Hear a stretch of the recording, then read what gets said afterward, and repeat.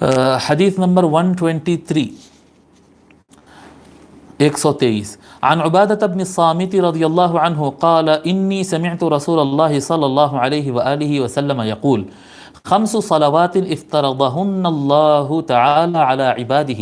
من أحسن وضوءهن وصلاتهن لوقته وصلاهن من أحسن وضوءهن وصلاهن لوقتهن وأتم ركوعهن وسجودهن وخشوعهن كان له على الله عهد أن يغفر له ومن لم يفعل فليس له عند الله عهد إن شاء غفر له وإن شاء عذبه رواه أبو داود وأحمد والبيهقي والطبراني۔ حضرت عبادہ بن الصامت رضی اللہ تعالی عنہ روایت فرماتے ہیں، وہ کہتے ہیں بے شک میں نے رسول اللہ صلی اللہ علیہ وآلہ وسلم کو ارشاد فرماتے ہوئے سنا، 5 صلوات 5 نمازیں ہیں، افترضہن اللہ تعالی علی عبادہ، یہ 5 نمازوں کو اللہ تبارک و تعالی نے اپنے بندوں پر فرض کیا ہے۔ من احسن، پس جو کوئی شخص احسن وضوءہن، ان کا اچھے طرح سے وضو کرے، وصلاہن لوقتہن، اور ان کو ادا کرے ان کے وقت پر، واتم، اور مکمل کرے رکوعہن وسجودہن وخشوعہن، مکمل ادا کرے ان کے رکوع کو، یعنی ان نمازوں کے رکوع کو اور ان کے سجود کو اور خشوع کو،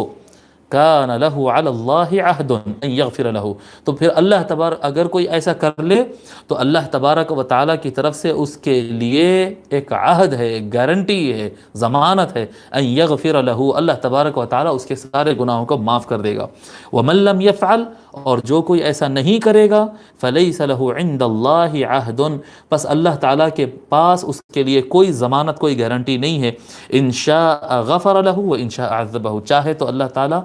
اس کے گناہ کو معاف کرے اور چاہے تو اللہ تعالیٰ اس کو سزا دے۔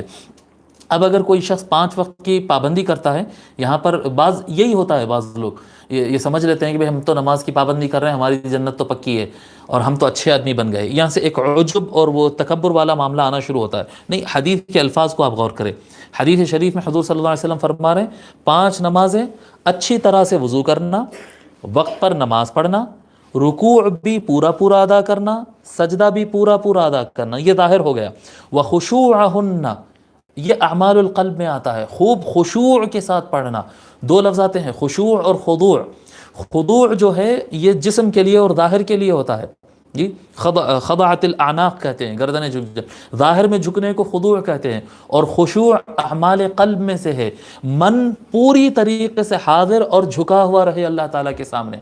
اگر کوئی آدمی یہ کام مکمل طریقے سے کر لے تو اللہ تبارک و تعالیٰ اس کو یقیناً مغفرت عطا فرمائے گا۔ اور اگر کسی کو لگتا ہے کہ اس کے دل میں وسوسے بھی آتے ہیں نماز میں اور حرکت بھی ہوتی ہے اونچ نیچ، اس کے ظاہری اعمال میں کہیں نماز میں کمی ہے، باطنی اعتبار سے اگر نماز میں کہیں کمی ہے، تو اس کو ہمیشہ تائب اور جھکا ہوا رہنا ہی چاہیے کہ اے اللہ تو نے جیسے حکم دیا، میں ویسی نماز تو نہیں پڑھ سکا، بس تو اپنے کرم سے مجھے معاف فرما دے۔ اس حدیث کو